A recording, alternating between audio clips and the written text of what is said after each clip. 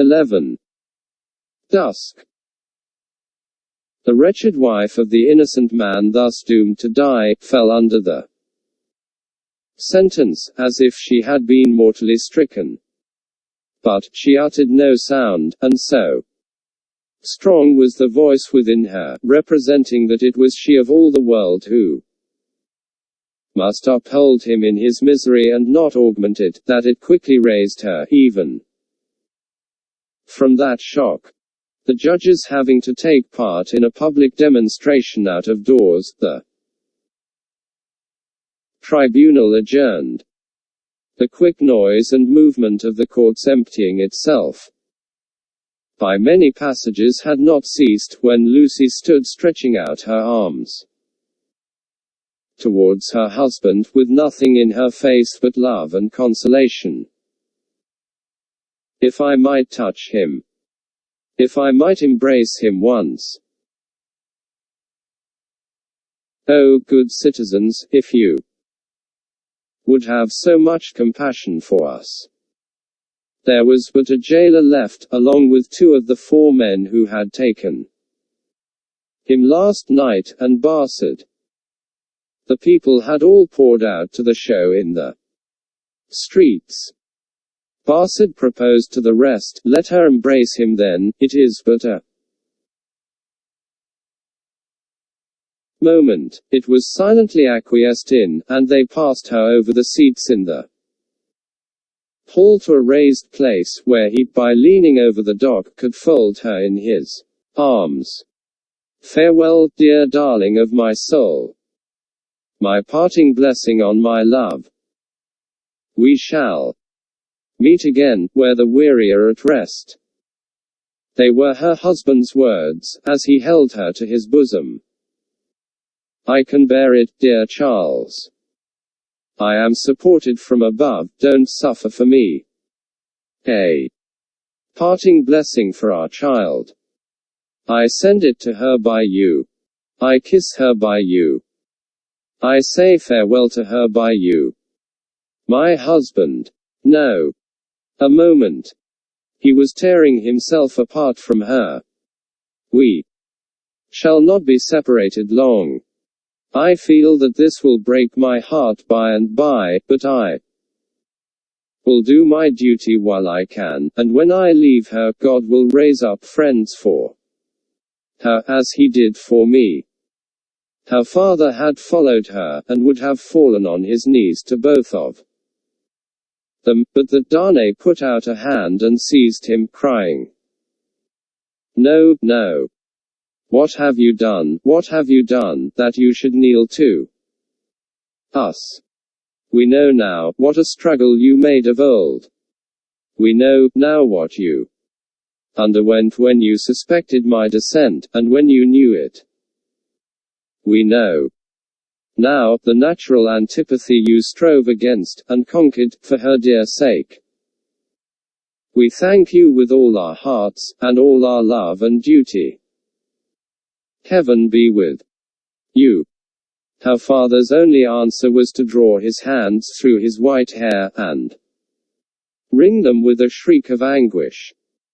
It could not be otherwise, said the prisoner. All things have worked together as they have fallen out.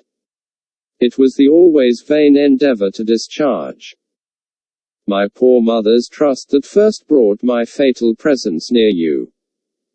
Good could never come of such evil, a happier end was not in nature to so unhappier beginning. Be comforted, and forgive me. Heaven bless you. As he was drawn away, his wife released him, and stood looking after him, with her hands touching one another in the attitude of prayer, and with a radiant look upon her face, in which there was even a comforting smile. As he went out at the prisoner's door, she turned, laid her head lovingly on her father's breast, tried to speak to him, and fell at his feet. Then, issuing from the obscure corner from which he had never moved, Sidney Carton came and took her up. Only her father and Mr. Lorry were with Her. His arm trembled as it raised her, and supported her head. Yet there was an air about him that was not all of pity, that had a flush of pride in it. Shall I take her to a coach?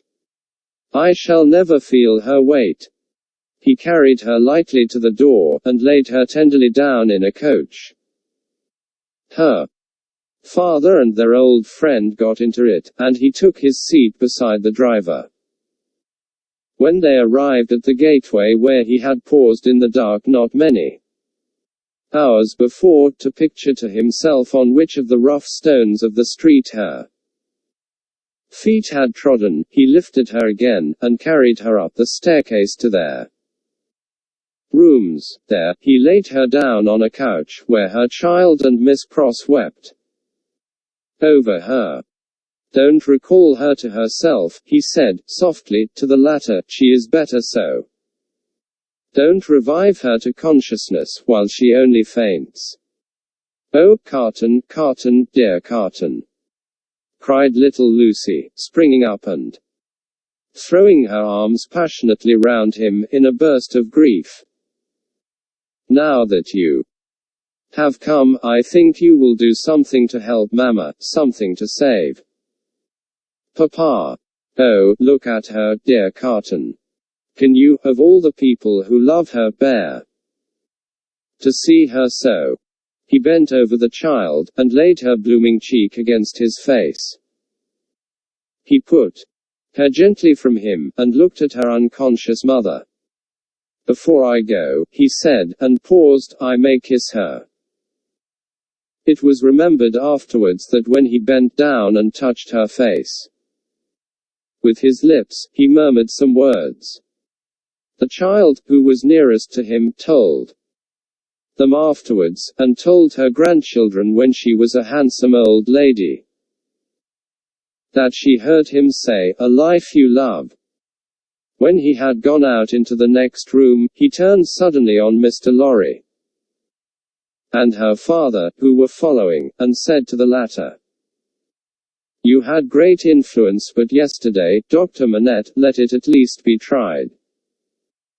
These judges, and all the men in power, are very friendly to you, and very recognizant of your services, are they not? Nothing connected with Charles was concealed from me. I had the strongest assurances that I should save him, and I did. He returned the answer in great trouble, and very slowly. Try them again. The hours between this and tomorrow afternoon are few and short, but try. I intend to try. I will not rest a moment. That's well. I have known such energy as yours do great things before now. Though never, he added, with a smile and a sigh together, such great things as this. But try. Of little worth as life is when we misuse it, it is worth that effort. It would cost nothing to lay down if it were not. I will go, said Dr. Manette, to the prosecutor and the president straight.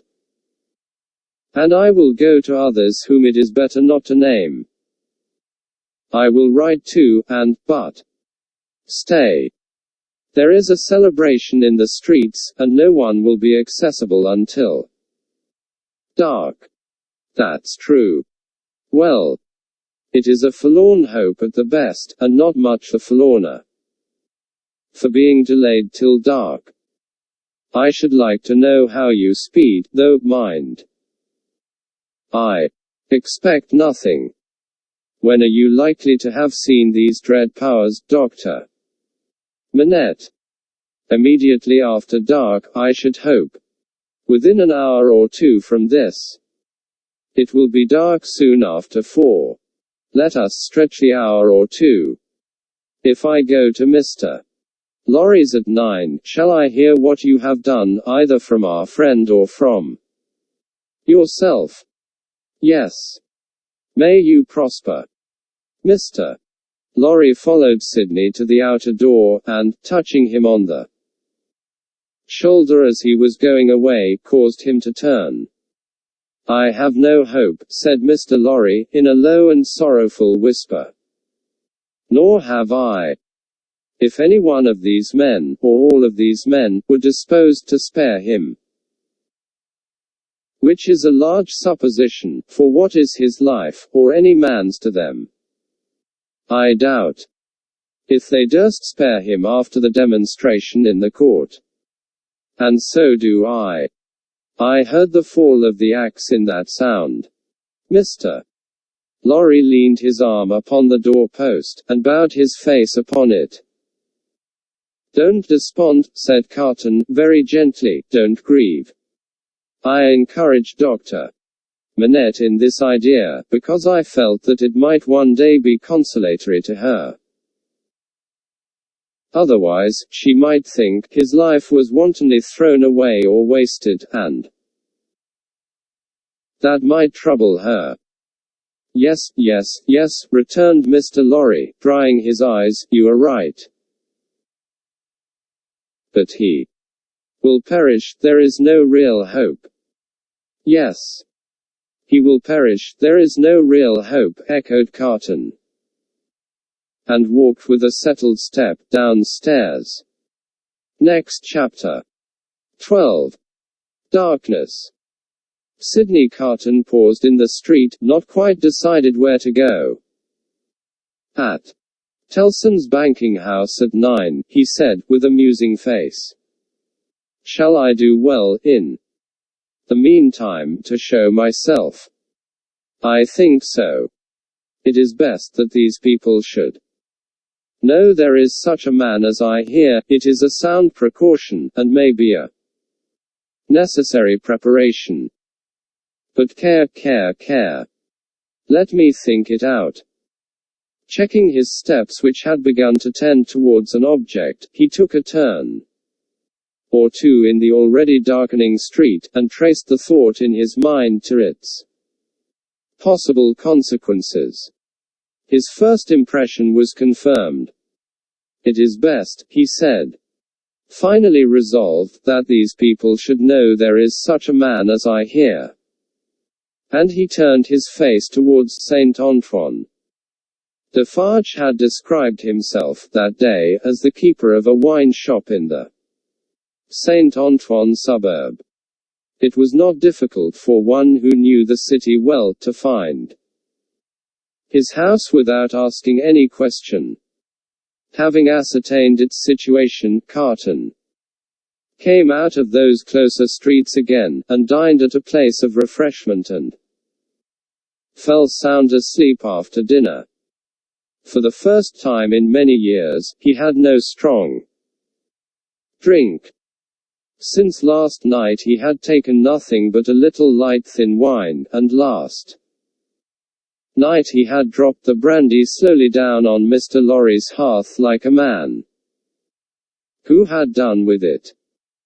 It was as late as 7 o'clock when he awoke refreshed, and went out into the streets again. As he passed along towards Saint Antoine, he stopped at a shop window where there was a mirror, and slightly altered the disordered arrangement of his loose cravat, and his coat collar, and his wild hair. This done, he went on direct to Defarge's, and went in. There happened to be no customer in the shop but Jack 3, of the restless fingers and the croaking voice. This man, whom he had seen upon the jury, stood drinking at the little counter, in conversation with the Defarge's man and wife. The Vengeance assisted in the conversation, like a regular member of the establishment. As Carton walked in, took his seat and asked, in very indifferent French, for a small measure of wine. Madame Defarge cast a careless glance at him, and then a keener, and then advanced to him herself, and asked him what it was he had ordered. He repeated what he had already said. "English?" asked Madame Defarge, inquisitively raising her dark eyebrows. after looking at her, as if the sound of even a single French word was slow to express itself to him, he answered, in his former strong foreign accent. Yes. Madam, yes. I am English. Madame Defarge returned to her counter to get the wine, and, as he took up a Jacobin journal and feigned to pore over it, puzzling out its meaning, he heard her say, I swear to you, like Evremond. Defarge brought him the wine, and gave him good evening. How? Good evening. Oh. Good evening, citizen, filling his glass. Ah. And good wine. I drink too. The Republic. Defarge went back to the counter, and said, certainly, a little like. Madam. Sternly retorted, I tell you a good deal like. Jacques III pacifically remarked, he is so much in your mind, see you, madam. The amiable Vengeance added, with a laugh, yes, my faith. And you are looking forward with so much pleasure to seeing him once more tomorrow. Carton followed the lines and words of his paper, with a slow forefinger, and with a studious and absorbed face. They were all leaning their arms on the counter close together, speaking low. After a silence of a few moments, during which they all looked towards him without disturbing his outward attention from the Jacobin editor, they resumed their conversation. It is true what Madame says, observed Jacques III. Why stop? There is great force in that. Why stop? Well, reasoned Defarge, but one must stop somewhere. After all, the question is still where. At extermination, said Madame. Magnificent, croaked Jacques III. The vengeance, also, highly approved. Extermination is good doctrine, my wife, said Defarge, rather troubled. In general, I say nothing against it. But this doctor has suffered much, you have seen him today, you have observed his face when the paper was read.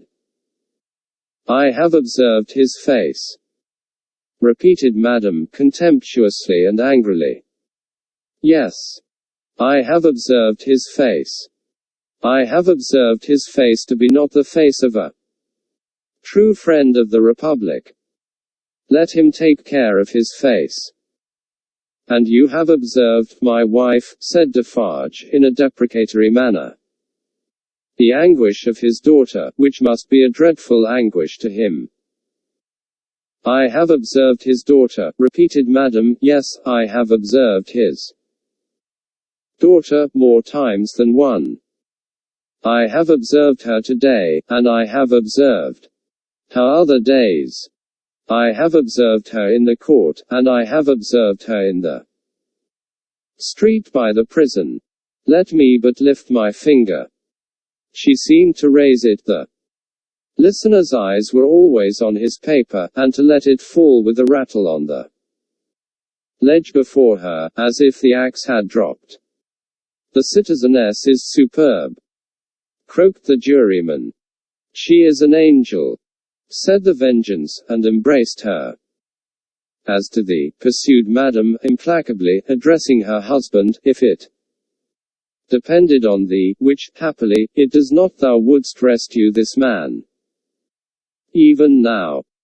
No, protested Defarge. Not if to lift this glass would do it. But I would leave the matter there. I say, stop there. See you then, Jacques, said Madame Defarge, wrathfully, and see you, too. My little vengeance, see you both. Listen. For other crimes as tyrants and oppressors, I have this race a long time on my register, doomed to destruction and extermination. Ask my husband, is that so? It is so, assented Defarge, without being asked. In the beginning of the great days, when the Bastille falls, he finds this paper of today, and he brings it home, and in the middle of the night when this place is clear and shut, we read it, here on this spot, by the light of this lamp. Ask him, is that so? It is so, assented Defarge. That night, I tell him, when the paper is read through, and the lamp is burnt out, and the day is gleaming in above those shutters and between those iron bars, that I have now a secret to communicate. Ask him, is that so? It is so, assented Defarge again. I communicate to him that secret. I smite this bosom with these two hands as I smite it now, and I tell him, Defarge, I was brought up among the fishermen of the seashore, and that peasant family so injured by the two Evremond brothers, as that Bastille paper describes, is my family. Defarge, that sister of the mortally wounded boy upon the ground was my sister, that husband was my sister's husband, that unborn child was their child, that brother was my brother, that father was my father, those dead are my dead, and that summons to answer for those things descends to me. Ask him, is that so? It is so, assented Defarge once more. Then tell wind and fire where to stop, returned Madame, but don't tell me. Both her hearers derived a horrible enjoyment from the deadly nature of her wrath. The listener could feel how white she was without seeing her, and both highly commended it. Defarge, a weak minority, interposed a few words for the memory of the compassionate wife of the Marquis, but only elicited from his own wife a repetition of her last reply. Tell the wind and the fire where to stop.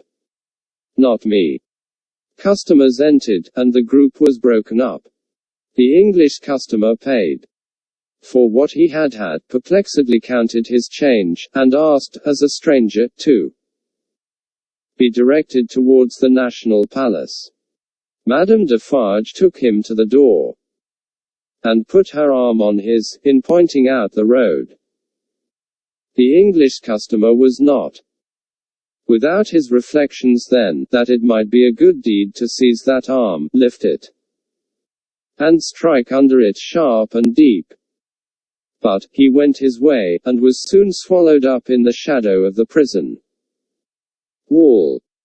At the appointed hour, he emerged from it to present himself in Mr. Lorry's room again, where he found the old gentleman walking to and fro in restless anxiety. He said he had been with Lucy until just now, and had only left her for a few minutes, to come and keep his appointment. Her father had not been seen since he quitted the banking house towards 4 o'clock. She had some faint hopes that his mediation might save Charles, but they were very slight. He had been more than 5 hours gone. Where could he be? Mr. Lorry waited until 10, but, Dr. Manette not returning, and he being unwilling to leave Lucy any longer, it was arranged that he should go back to her, and come to the banking house again at midnight. In the meanwhile, Carton would wait alone by the fire for the doctor. He waited and waited, and the clock struck 12, but Dr. Manette did not come back. Mr. Lorry returned, and found no tidings of him, and brought none. Where could he be? They were discussing this question, and were almost building up some weak structure of hope on his prolonged absence, when they heard him on the stairs. The instant he entered the room, it was plain that all was lost. Whether he had really been to anyone, or whether he had been all the time traversing the streets, was never known.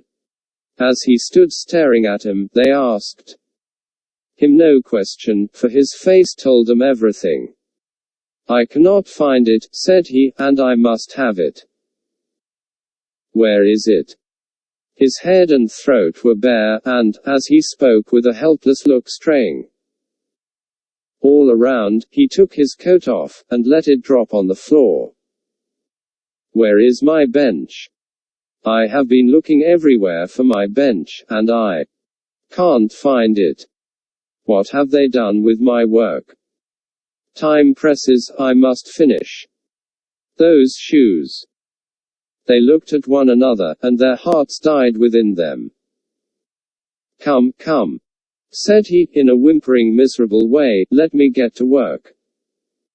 Give me my work." Receiving no answer, he tore his hair, and beat his feet upon the ground, like a distracted child. "Don't torture a poor forlorn wretch," he implored them, with a dreadful cry. "But give me my work. What is to become of us, if those shoes are not done tonight?" Lost, utterly lost. It was so clearly beyond hope to reason with him, or try to restore him, that, as if by agreement, they each put a hand upon his shoulder, and soothed him to sit down before the fire, with a promise that he should have his work presently. He sank into the chair, and brooded over the embers, and shed tears. As if all that had happened since the garret time were a momentary fancy, or a dream, Mr. Lorry saw him shrink into the exact figure that Defarge had had in keeping. Affected, and impressed with terror as they both were, by this spectacle of ruin, it was not a time to yield to such emotions. His lonely daughter, bereft of her final hope and reliance, appealed to them both too strongly. Again, as if by agreement, they looked at one another with one meaning in their faces. Carton was the first to speak. "The last chance is gone. It was not much. Yes, he had better be taken to her. But, before you go, will you, for a moment, steadily attend to me? Don't ask me why I make the stipulations I am going to make, and exact the promise I am going to exact. I have a reason, a good one." "I do not doubt it," answered Mr. Lorry. "Say on."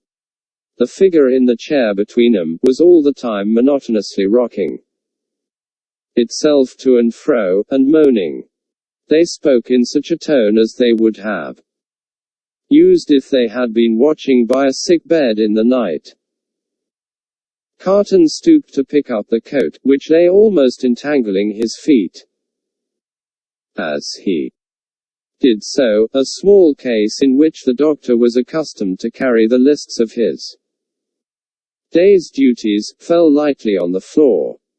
Carton took it up, and there was a folded paper in it. "We should look at this," he said.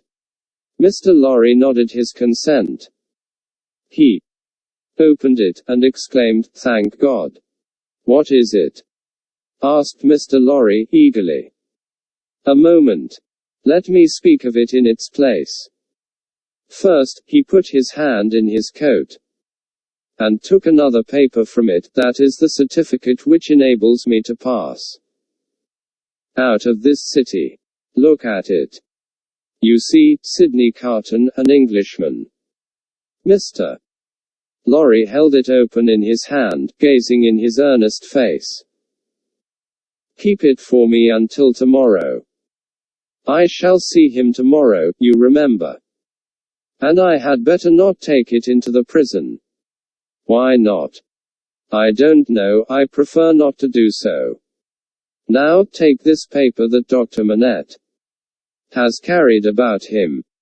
It is a similar certificate, enabling him and his daughter and her child, at any time, to pass the barrier and the frontier. You see. Yes. Perhaps he obtained it as his last and utmost precaution against evil. Yesterday. When is it dated? But no matter, don't stay to look, put it up carefully. With mine and your own. Now, observe. I never doubted until within this hour or two, that he had, or could have such a paper. It is good, until recalled. But it may be soon recalled, and, I have reason to think, will be. They are not in danger. They are in great danger. They are in danger of denunciation by Madame Defarge. I know it from her own lips. I have overheard words of that woman's tonight, which have presented the danger to me in strong colors. I have lost no time, and since then, I have seen the spy. He confirms me. He knows that a wood sawyer, living by the prison wall, is under the control of the Defarges, and has been rehearsed by Madame Defarge as to his having seen her. He never mentioned Lucy's name, making signs and signals to prisoners. It is easy to foresee that the pretense will be the common one, a prison plot, and that it will involve her life, and perhaps her child's, and perhaps her father's, for both have been seen with her at that place. Don't look so horrified. You will save them all. Heaven grant I may, Carton. But how? I am going to tell you how. It will depend on you, and it could depend on no better man. This new denunciation will certainly not take place until after tomorrow, probably not until 2 or 3 days afterwards, more probably a week afterwards. You know it is a capital crime to mourn for, or sympathize with, a victim of the guillotine. She and her father would unquestionably be guilty of this crime, and this woman, the inveteracy of whose pursuit cannot be described, would wait to add that strength to her case, and make herself doubly sure.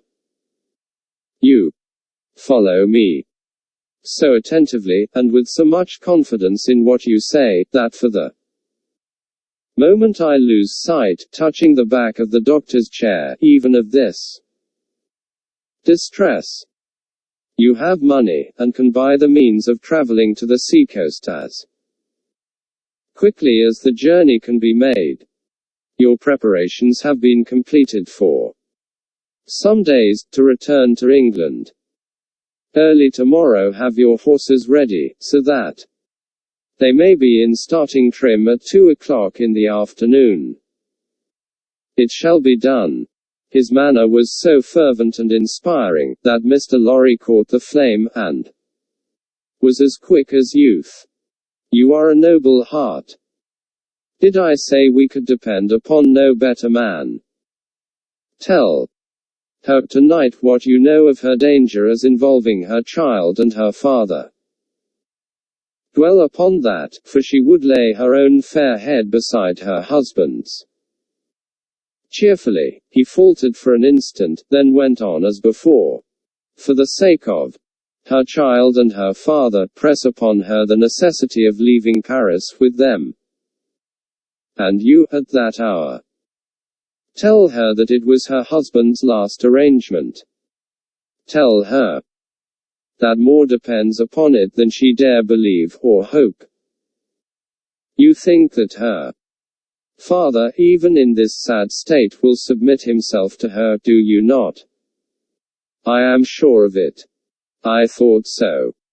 Quietly and steadily have all these arrangements made in the courtyard here, even to the taking of your own seat in the carriage. The moment I come to you, take me in, and drive away. I understand that I wait for you under all circumstances. You have my certificate in your hand with the rest, you know, and will reserve my place. Wait for nothing but to have my place occupied, and then for England. Why, then, said Mr. Lorry, grasping his eager but so firm and steady hand, it does not all depend on one old man, but I shall have a young and ardent man at my side. By the help of heaven you shall.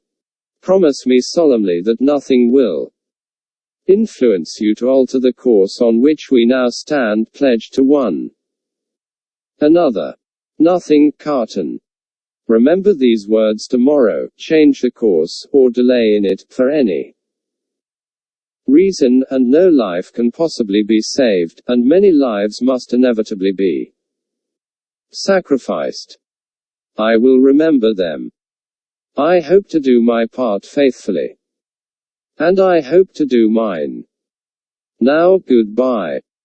Though he said it with a grave smile of earnestness, and though he even put the old man's hand to his lips, he did not part from him then.